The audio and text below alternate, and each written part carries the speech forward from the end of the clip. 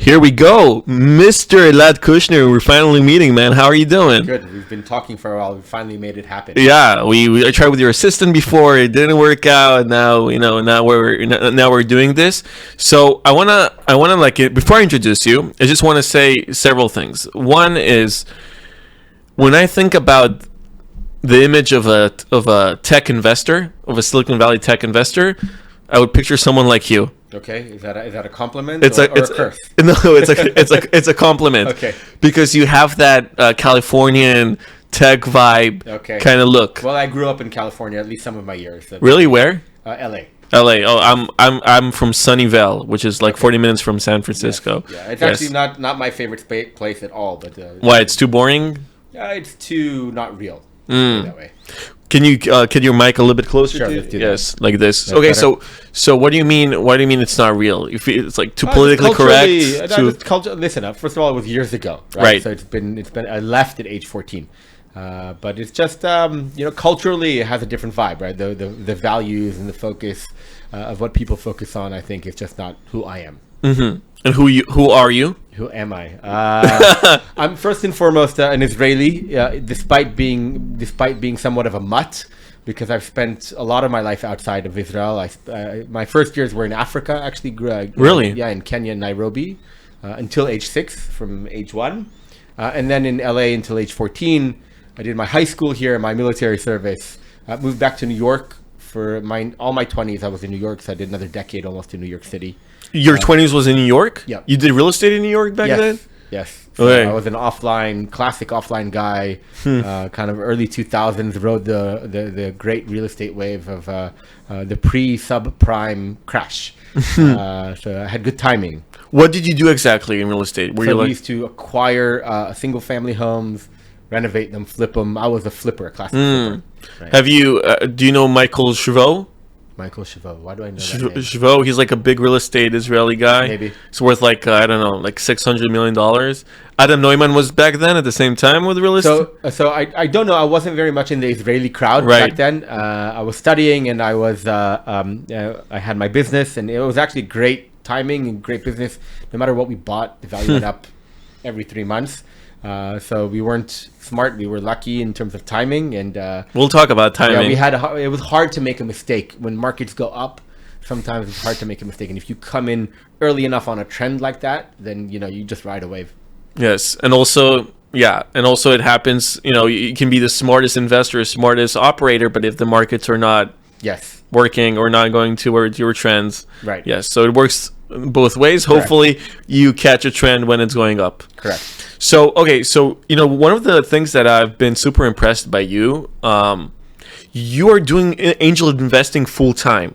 Right. Now, I don't know a lot of people who do angel investing full time. So you're not managing other people's money, right? You don't have a VC fund or anything like that, or some sort of SVP vehicle or something of that sort. But you're also not working on any private startup or anything else, right? No. You're only doing angel investing. Yes, 100% of my time. So first of all, give us some background on how you got to this point where you're able to do angel investing Okay. full time, and then just talk a little bit about that process, how it looks like. Okay, so fast forward my offline career, my 20s. At some point in 2009, I joined kind of the mobile industry. Found myself opening one of Israel's first software development houses for mobile apps. Back then, it was a rarity. We were really, I think, 1 or 2 companies that were doing that. But we were service providers. So we went to the media companies, the local news agencies. We built Haaretz, The Marker, sports channel. But we weren't really kind of service providers at heart. We were more product entrepreneurs. From that was born, our startup was born out of that kind of software development house, which was essentially one of the world's first marketing automation firms with push notifications at the front. So we had an SDK, mobile app developers could implement us, and we had a not a great product, but we had great timing again, and we came very early on in the market, and the need was there. That eventually sold. We had a really nice quick exit. We'll call it an early style Israeli exit, right? 3 years. We didn't have many investors, so we were very happy me and my partner, and Itai Levy, who's an amazing entrepreneur. What does Itai Levy do right now? Itai has a startup, and it's a beautiful business and identic, and he's probably one of the best entrepreneurs I've ever met. Did you invest in that? Unfortunately, not. And to be honest, he was able to raise early money, quite large early money. It just was too From who? All the big names. All the big names. Yeah. Yeah, so it was from an angel investor perspective, it didn't make sense. The numbers right? Didn't make sense, right?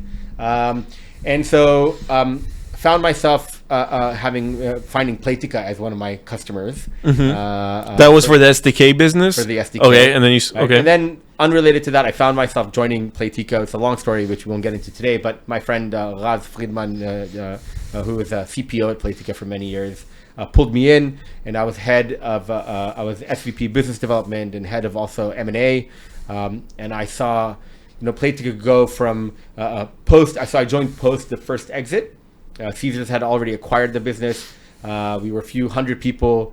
Business grew immensely quick. It was my first kind of employment in life. Until then, I was always an entrepreneur, and I saw from the inside a hypergrowth business, which blew my mind. And the honest reality was that I thought I would come for like a year or two and learn, and I found myself 4 years. It was a crazy uphill marathon. I worked with an amazing team of professionals. I think one of the things you can say about Playtika very, very confidently is that's one of the most professional organizations that I've ever seen. How old were you in that Playtika sprint? I joined when I was 35, and so.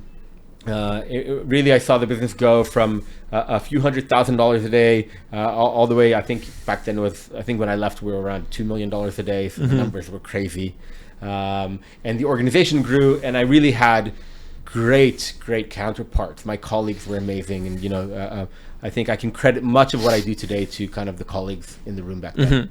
So you finished Playtika, okay, after 4 years, you went out, and then you start full-time angel investing? So I did. I went, first of all, after Playtika, you need to rest. Right, okay. Right? So I went to the beach for 3 months. Okay. Wait, you said rest. I thought like for 1 year or something. Just 3 months. I'm not the type to rest for a year. What beach did he go to? Tel Aviv Beach? Yes, Tel Aviv Beach, yes. So I went to the beach for 3 months, spent a lot of the time with the kids. And then what happened was, because I was in many ways kind of foreign minister for Playtika, because I was head of biz dev, I was the outward facing role. I got a lot of deal flow that came to me after Playtika as well. So there was also a great timing, because what happened in the Israeli games industry back then is that around that point, the industry started growing organically bottoms up, meaning a lot of startups were being born. And a lot of the time, the new startup guys who were the founders, who were looking to who to talk to, someone would point them at me. And Kushnir just left Playtika, go talk to him. And I found myself, I want to invest in this and I want to invest in that. And at some point, it just took on a life of its own. And I built a whole thesis and a whole plan, which the rules apply most of the times, not all the times, much like in anything in life. And then one of the companies I invested in back then, a company called Huge Games, which was a small, huge, yes, it was another, it was a Playtika competitor based out of Poland. Actually, it's not an Israeli business. Are you Polish, by the way? I'm not Polish. No, I'm like, from my ancestry, I'm half Polish, half Russian. Okay. Sorry, half Hungarian, half Russian. Hungarian, Russian. Okay. Yes. So I found myself investing in Huge. And I knew how to help them a lot, because it was kind of my Playtika days. And 2 years into my angel investing, I found myself actually joining Huge. So I went from an investor to an employee. Again? Okay. As COO. And then I did an inward-facing role. So I spent 3.5 years in Huge. Running the Playtika playbook on them. Exactly. The reality is I ran the Playtika playbook, which is a very good playbook. I run the Playtika playbook on many of my businesses today. We can talk about that. But the reality is I spent 3.5 years there as COO, like an inward-facing role. We took the company public in Poland. And so that was another great experience to go through, kind of from messy private to organized public. It's another hyper growth kind of experience operationally. And I left 2.5 years ago and went back to my angel investing, and have been doing that full time since. And I plan on staying in the investing space in the near Okay, future. so lots of questions. First of all, do you also invest in publicly traded companies, stock market and I stuff? do, but I do so on the side. I don't consider it the same business. Right. Right. I don't look at these things the same way. I'm when it comes to the publicly traded side, I'm an extremely conservative investor. Like S&P 500 kind of Yes, thing? I do ETFs, S&Ps. Right. I diversify a bit, but that's it. I don't kind of, that's the money I made, and I want to never lose. Mm-hmm. And then on the startup side, I think of it as like the higher risk funds. Right. Right. It's also where I have more fun. So that was my follow-up question, because angel investing is so risky, especially when you don't have anything on the side currently running as well. What do I mean by that? So a lot of my friends, and even my company, we do angel investing through the company, but we have a whole PR operation, media business, that brings in revenue consistently. Right. So thinking about people that made an exit or something, or even if they made an exit of, let's say, 50 or 60 million dollars, and then they start doing angel investing from their own kind of money, it's pretty risky, because it's your money. You worked very hard to attain that. You did many moves to attain that. Right. And now you need to basically gamble on very early stage companies with that private money. Yeah, I don't feel it's a gamble. I think, I think I have a portfolio which I'm very proud of. It's doing very well. It's high risk, but I wouldn't call it a gamble. A gamble Right. is a luck-based, right, kind of mechanism. This isn't purely luck. Right? Luck is important, Right. and timing's important, but it's much more than that. I think there's a way to identify ventures that have more of a chance. Right. So this is interesting. I talked to another investor, VC investor, several weeks ago, and he told me that he feels that actually investing in publicly traded companies is more of a gamble. Why? Because he tells me like this: when you have a playbook and you're able to take early stage startups from seed to let's say Series B, and you have enough experience to know how to liquidate that asset in Series B to your fund, if it's through secondary or through some other move, or even if because you don't have to go all the way, right? You don't have to go all the way to IPO to kind of play with that. Right. So he told me you can actually be able to build a whole machine from taking early stage to pre-seed to seed startups, and just make sure they get to Series B, and you can build that machine, and that is actually more reliant. Interesting. Maybe. It's not my strategy, right? Right. Right now, I'm a buy and hold guy. Until when? Until it's like Until the big liquidity event. And again, it's not a rule. It's, Right. It's a thought. But my largest portfolio company continues to run. I'm sitting with it. I've had many opportunities to liquidate secondary and I and stuff. haven't. Yeah, and I haven't yet. And so, for me, it's also part of the experience. I enjoy being part of these companies. But you as they enjoy being that patient with Yeah. some of those companies? Yeah, for sure. Like sitting on that on paper money for like 6-7 years. Is that something Yeah, that I'm in it for the ride, right? Right. I'm very much in it for the ride.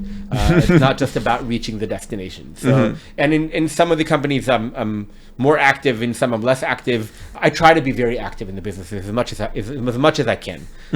So that's also part of it, right? For me to feel that I'm part of a venture. I'm not a passive angel investor. I don't send my money and say, let me know how it goes every year. It's not my style. Right. So so what is your style? So you wake up in the morning.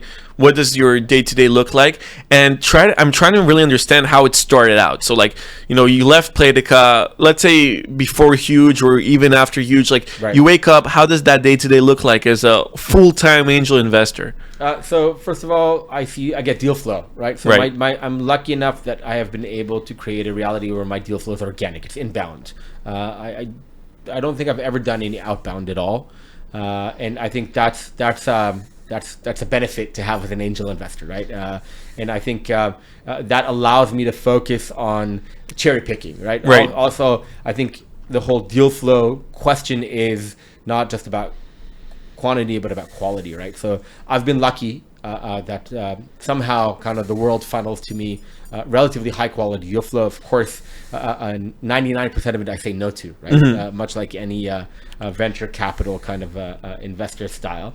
But I get to see quite a lot of amazing stuff, and I have been able to create a reality where it comes quite early to me in the life cycle business. How early? Is it like just an idea kind of thing? No, Or? so I don't think it's about where the life cycle of the actual product is. But I usually get to talk to the founders before they've raised any money, and or kind of before they have like real traction, but they have something in their hand. And that's kind of the sweet spot. I don't invest in ideas. 9 out of 10 times, I have in a few cases. All my rules are meant to be broken, but I try and invest something where I see a little bit of user data that I can extrapolate in my head at least, or on an Excel, right, to try and understand. Especially when it comes to games. Like I definitely don't do only games today. I'm very much a generalist. The very successful side of my portfolio is actually not games. But when it comes to games, data is everything, more than in other categories. So you asked about my day. So I see deal flow probably about, let's say, 20 to 25% of my week. I work with my existing companies probably another 30 to 40% of the week. What does that look like? What is considered work? It depends on the business. In some of the business, I'm a director on the board. I try and take board roles in order to be very active with the business, and in those I'm fully engaged. One of the founders of my portfolio branded it for me, and I love it. I use it since then. He called it co-founder as a service, and it's what I do, right? Like I'll come. I've done customer support when there's pressure on the team. Really? I've helped move offices and unpack the boxes, but I'll do investor decks, PRDs, Excels, hiring. So you're like firing. actually working in this? Yes. Well, listen, it's a relationship thing with the founder, right? Not every founder wants one of their investors that involved, and I respect that, right? Running between his legs, right. So I definitely don't run between people's legs. If I do that when I get pulled in, I don't push myself in ever. Got it. Right. But I do love it, right? And I think if I add value, I get pulled in more, right? And it's quote unquote free money, right? Free work for them, right? So you don't take a tlush out of it. I don't take tlush. I don't. Right. So it works well. Works well. Right. Okay, so that's another 30%. What's the other thing? What, family and kids and stuff? Or family and kids. Yeah, I was talking about my 100% work time. Right? Okay, so yeah. Yes, 100% work time. Yeah, family, kids, critical. That's more important than everything, of course. And so I gotta ask a tough, not tough question, but like maybe not a politically correct question. Shoot. So you run those investments. You don't have a side. You don't have like your own startup. You're basically 100% doing full-time investing, right? And you're not taking other people's money, so you're not collecting management fees at all, or etc. So basically, it's your money, and you're waiting, and you're along for the ride with lots of those companies. Right. How does it feel like when there isn't, because you're essentially not getting any income from all of those companies, so you basically on paper there's only expenses, right, in a sense, or investments. You're right. How does it feel internally? Like, where do you, because why I'm asking this question, because if there's the bubble, or like if the not bubble, but if the market is looking good, and things are looking good and the valuations are high, so yes, that paper money looks really well. So okay, it's a legitimate question. So I diversify, right? So my day-to-day career is in angel investing, but I do other stuff, right? Like the public markets, some real estate, which I have some background in. And so if I look at my portfolio holistically, okay, I definitely don't do just angel investing. Got it. Where do I spend my time most of the time? In my angel investing. Right. But I manage a personal portfolio which is larger than just the angel investments, allowing me to focus on my I hear you. Right? Okay, that makes sense. Okay, that clears the table and makes total sense. When you run your day, like how do you make sure you prioritize what's important? Do you like are you like a to-do list kind of guy? Are you just like an assistant? I'm not at all a list Are guy. you just like whatever's important in the minute? Like how do you work? It's like there's a I guess an abstract mental framework, but there's no system to it, right? Okay. I always try and make sure that I'm adding value. Whatever I'm doing, I'm adding value to myself, to the company, and I try not to waste time on things that are quote unquote a waste. Right? How do you know?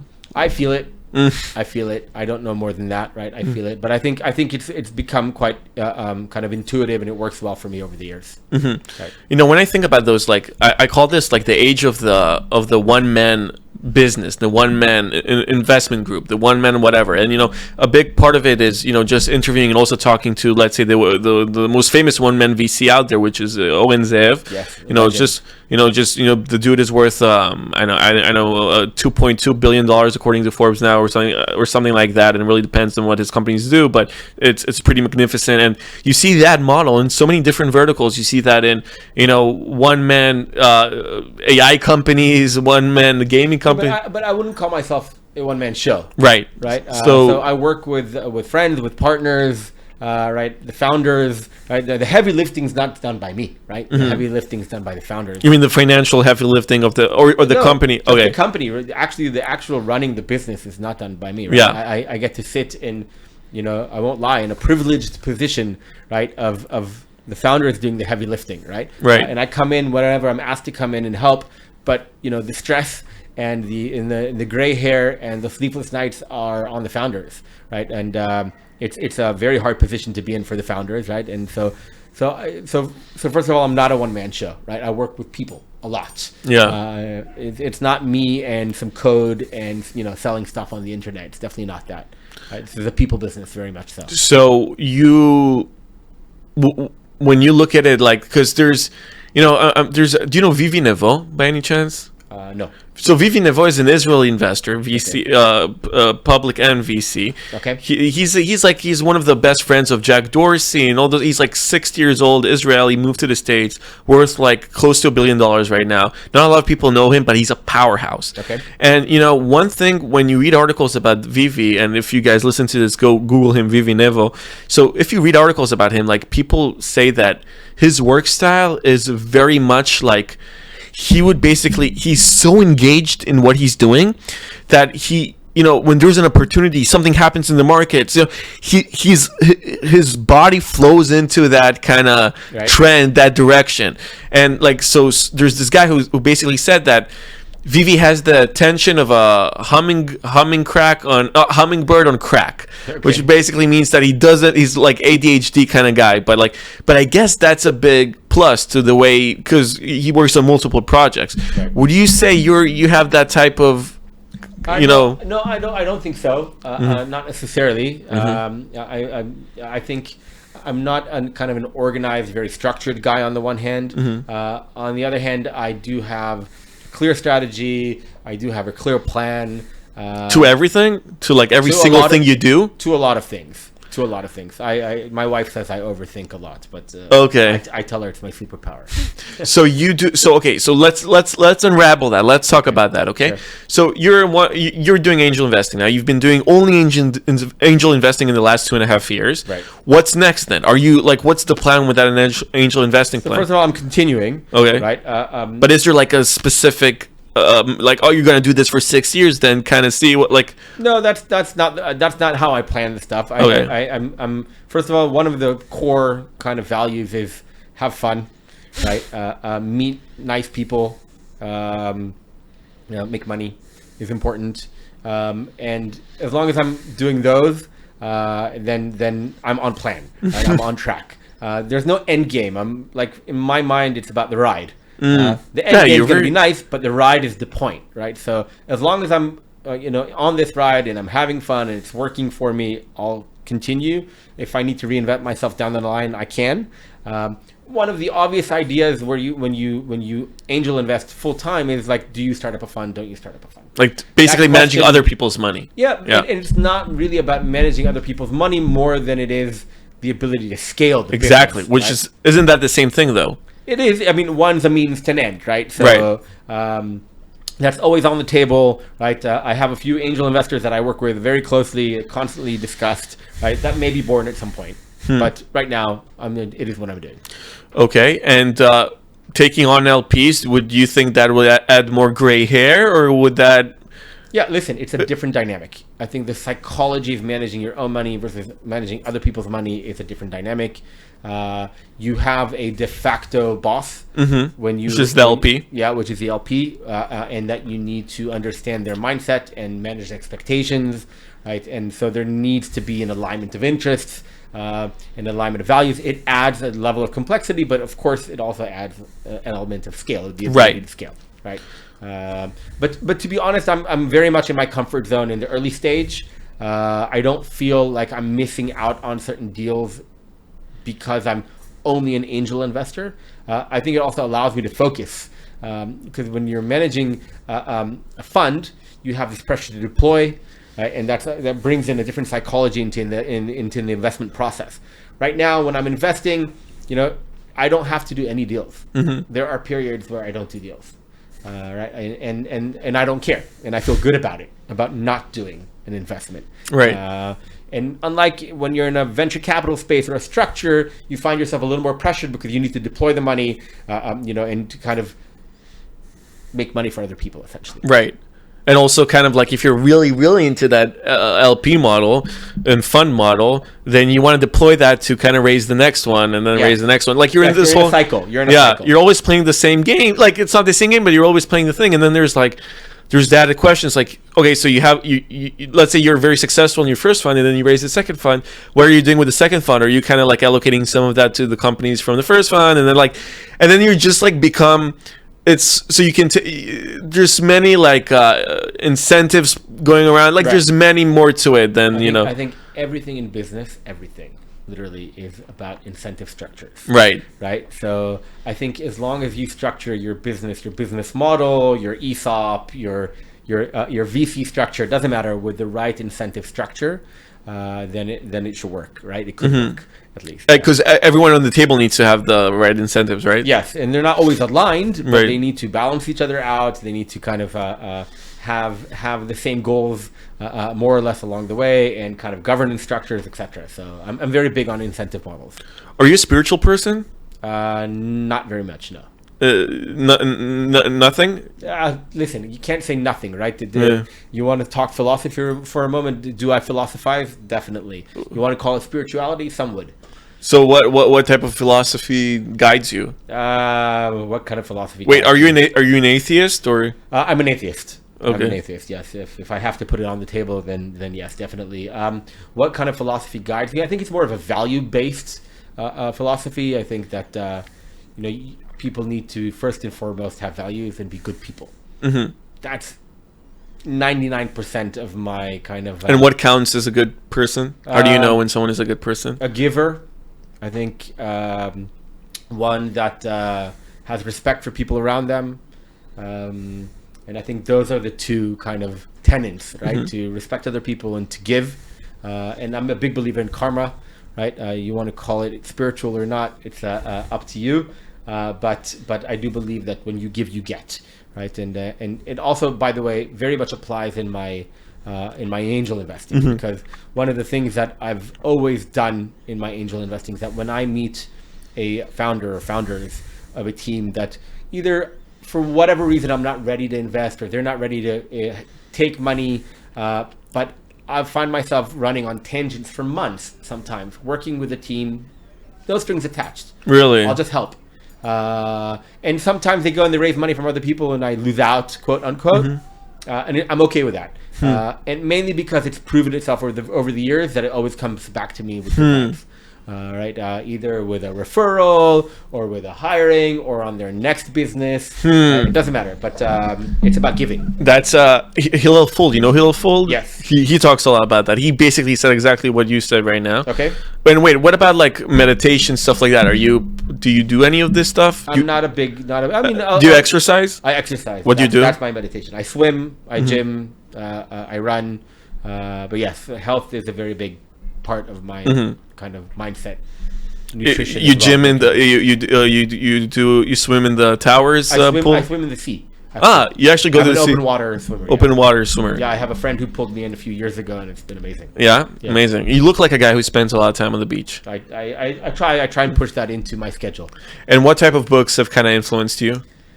I'm very much I don't read like fiction at all. I read self-help and business books and biographies mainly. If I have to focus, I'll give you one example. I love Ray Dalio's Changing Principles? World, actually Changing World Order. I'm very much have been obsessive about this book for the last 3.5 years. That's been a very important book. There's another book that has impacted me, but it's not a business book at all. It's a book called Happiness by Martin Seligman. Talking about this whole thing called positive psychology, which kind of the opposite of what psychology has done over the last 50 years. And that's been a great book that's impacted me as well.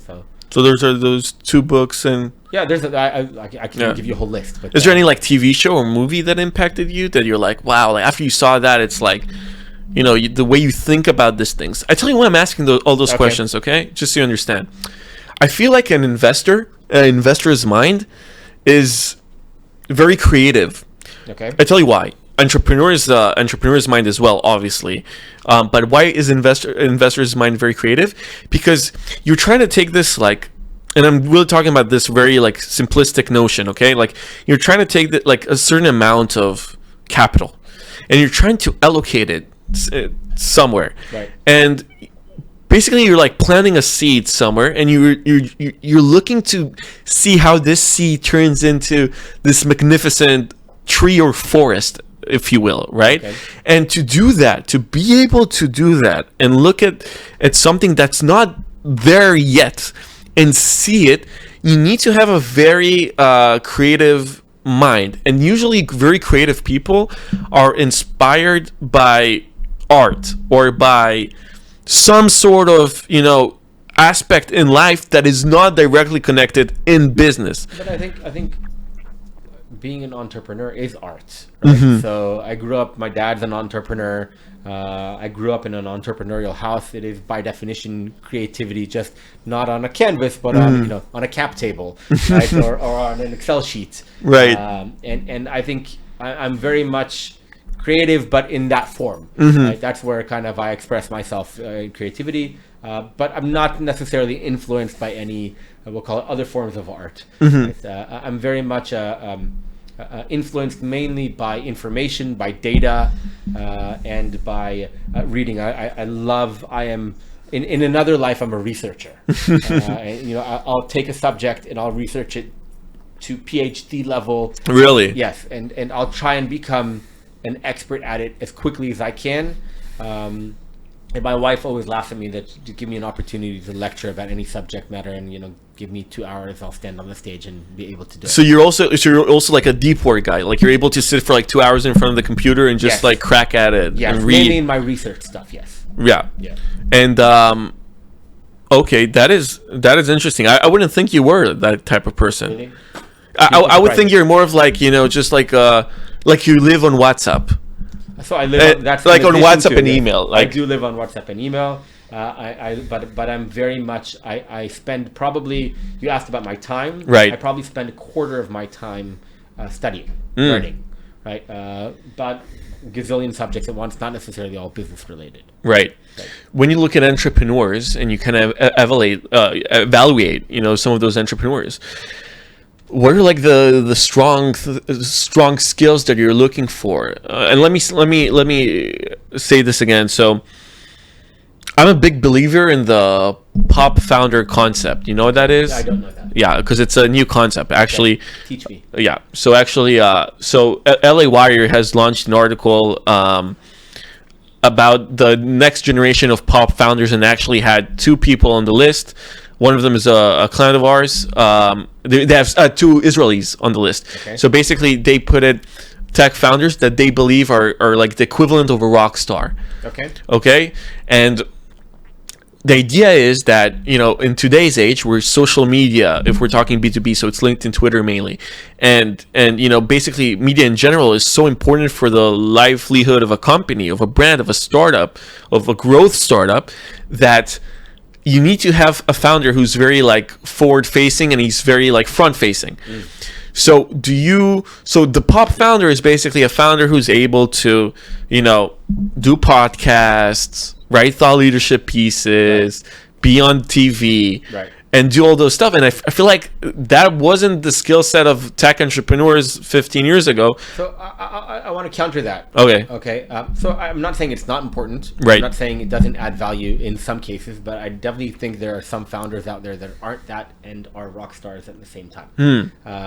And I think over the years, my perception of what is a strong founder has changed substantially. Many a time, at least in my early days, it was something about, let's call what you just said, charisma. Right? The ability to stand there and communicate really well and do outward facing whatevers. And over time, I've learned that it's not the only way to win. And I have several founders in my portfolio who are not necessarily the outward facing rock stars, but are inward facing rock stars. And it's amazing, right? So how does that look like? What are those skill sets that you see in them? First of all, I think it's a level of professionalism that is very high, right? And that requires a level of detail orientation, a level of strategic thinking that is very, very high. And it doesn't necessarily have to come out in an outward facing form. So professionalism, strategic thinking, the ability to withstand pressure, right? To be honest, I'm not sure I can start another startup these days, right? The pressure that some of these founders stand up to these days is immense, and the ability to go to sleep and actually sleep and wake up in the morning and start again is a superpower. And I think that you don't have to be an outward-facing founder for that. Many a time, it's the quiet guys that do that very well. And so I think if I have to say, so I disagree with the article that it must be that, right? It didn't say it must be. It just said that the next generation looks like that. Yeah, I think it adds value in some cases, but the other stuff's more important, right? You need to be able to execute. I think a founder is about execution. If you execute it with noise outside, that could be at your detriment as well. I've seen founders do that very well and then do the inside not very well, and I'd rather they flip it around. And in terms of like the perfect entrepreneur, like is there someone in mind where you think like a specific person in mind, like an Elon Musk or something that you look and you're like, man, this guy, I'm gonna invest everything? The answer is no. I don't think there is such a thing as a perfect entrepreneur. It's about context and timing and some luck and professionalism. And you say professionalism a lot, right? Yes, I think it's a core tenet of what I look for. What does that mean exactly? Do you mean like just someone who's like always on schedule, always politically correct? No, definitely not. Okay, someone who's an expert at their domain. Okay, that's what I mean by professionalism. So if you're running a business in a certain industry, then you are an expert in that industry, and you know the ins and outs, and you know all the business models, and you know how this stuff works, and that's what I mean by professionalism. Got it. So it's more like deep domain expertise. Correct. Like full control over the thing. Correct. A master of the craft. Correct. Got it. Okay. Because when you say professionalism, some people might think it's just like a very professional person who comes in at work same time. You know what I mean? No, that's I meant a master of the craft. Master of the craft. Yes. Great.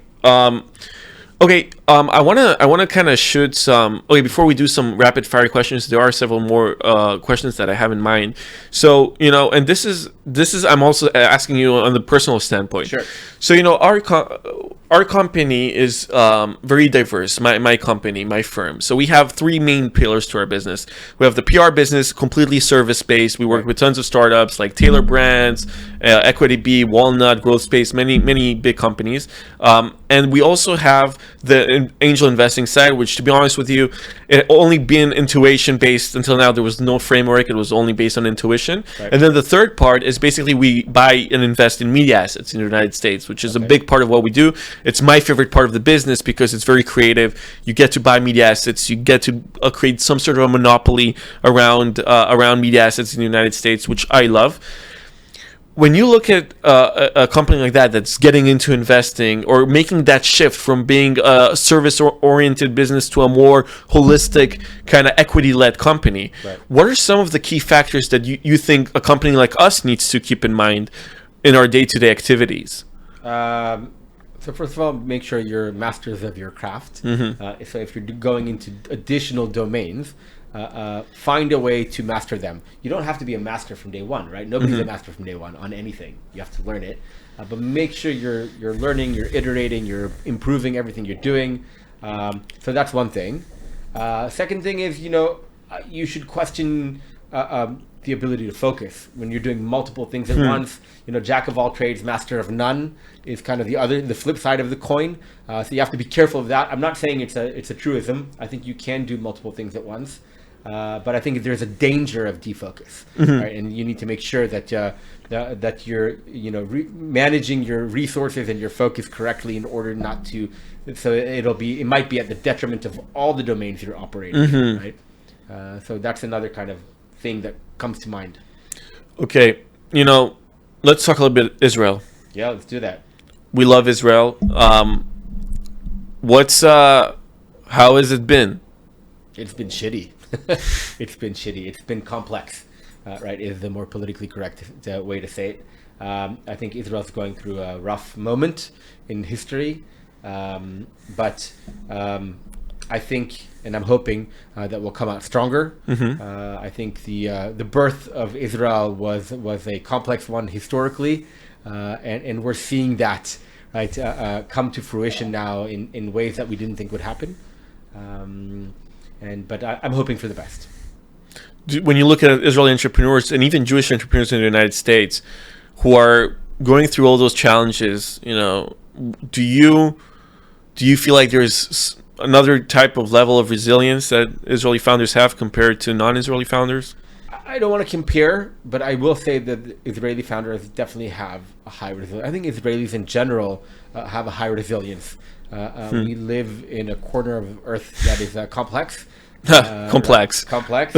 It's a young startup, right? We are a startup by definition, right? I think everything that we see around us operates like startup mode, for better and for worse.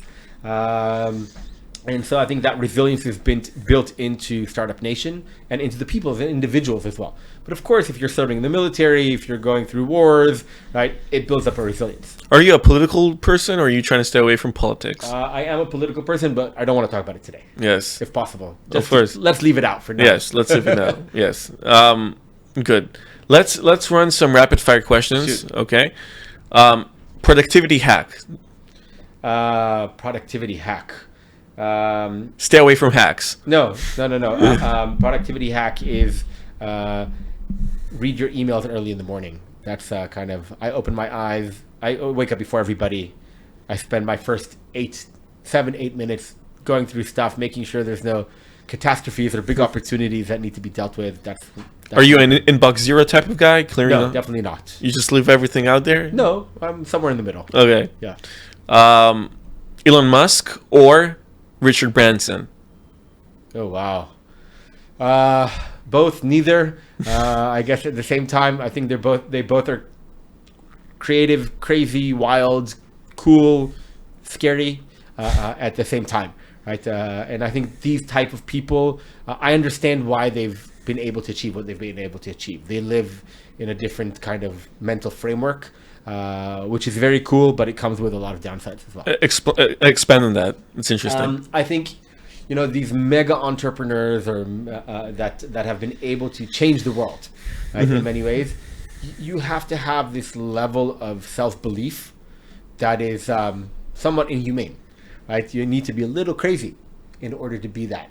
Right? Sometimes a lot crazy. But if you channel it correctly, it can bring business success. It can bring a lot of great things with it. But sometimes even if you challenge it correctly, it comes with quirks, right? You start believing in your power too much, right? In your ability to impact things. So I think, like everything in life, there's two sides to every coin. So these guys are amazing people. They're a little bit crazy, some in a good way, some in a bad way, right? So. Yeah. Bachelorhood or building a family? Definitely family. I'm a family guy. Yeah? Three beautiful kids, amazing wife. Very happily in my family setting. Yeah? Were you significantly... Are you more significantly happier in that setting than you were as a bachelor? Yes. Listen, first of all, it's a different phase in life. Right. When you're 22, living in New York, you're not looking for a family. Right? But I've been married for almost 15 years. I have three beautiful kids. And my wife's in industry. She's in the games industry as well, or she was. She was a COO at 888. She still works now, or she... So she has her Chilling. own consulting gig. Oh, okay. And she's a very busy person. She's one of those people that has to work in order to feel alive. And so she's very busy, but she's no longer at 888. Right. Early mornings or late nights? Early mornings, definitely early mornings. I'm not a late night guy. I go to sleep early. How early? About 10:30, 11. Oh, that's very early. Yeah. Yes. Yeah. Wow. Assistant or direct messaging? What do you mean by assistant or direct messaging? Inbound. You prefer to get it from an assistant or someone directly reaching out to you? Direct. Direct? Yes, direct. So I'm very much, when it comes to deal flow, I answer almost every LinkedIn inbound that I get. Really? Almost everyone. By the way, it's been an amazing source of inbound for me. Yeah. And yeah, I'll make an effort to answer to everyone. I try. A media article about you or a podcast interview? A podcast interview. More control. I like to be able to to hone the conversation. Own the conversation, yes, as much as I could. Interesting. Favorite other investor who's not you? Favorite other investor in Israel or in general? General. So I can list a few. I have some very good friends who I co-invest with. I have Lior Schiff from Triple Dot, amazing entrepreneur from London.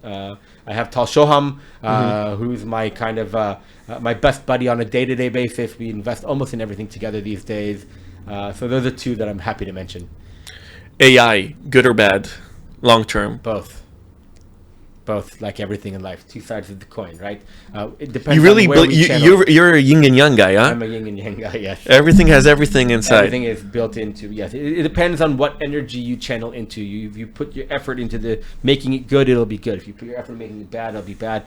And obviously, there's many humans on Earth, and some of them will push it there, and some of them will push it there. So yes. Favorite country outside of Israel? Thailand by far. Of course, yes. With that necklace of yours. Yes. I'm very much a Thailand fan. Sit on the beach. Yes, relax. I love Thailand. Yes, I love the people, love the food, love the setting, everything. Amazing. Where can people find you? LinkedIn? LinkedIn is the best way. Yes. What about? Do you have a website? I don't have a website. No. It's all LinkedIn. My LinkedIn profile. It's quite complete. Almost my entire portfolio is there, except the companies that are in stealth. But yes, so I work on LinkedIn as my key platform. Kushnir, thank you so much, my man. Thank you for having me. It was a pleasure. You're a very intelligent individual. Thank you. And I would say you are spiritual.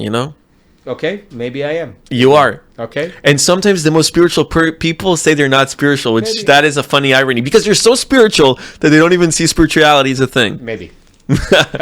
Thanks, man. Thanks very much.